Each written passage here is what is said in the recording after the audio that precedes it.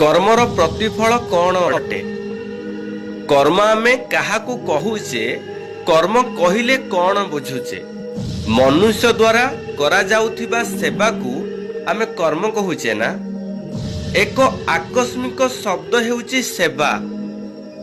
सेवा समस्ते करि पारंती नाही।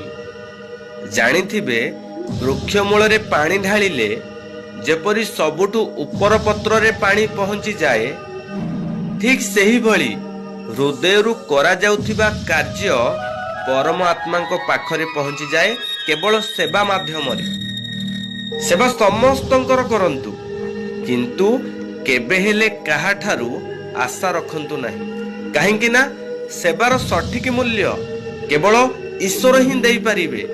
मनुष्य द्वारा ए संभव नुहे। भूल ठीक रो हिसाब भगवान करंती, मनुष्य केवल माध्यम अटे। जो परिस्थिति रे आपण थांतु ना काहेकि, जदि अन्य को सहाय्य करने को इच्छा हुए आपणकर, जेते बड़ परिस्थिति पड़िले भी आपण ताकू सहाय्य संगे संगे करि पारिबे। आपणक इच्छा उपरे आपणक सेवा निर्भर करे।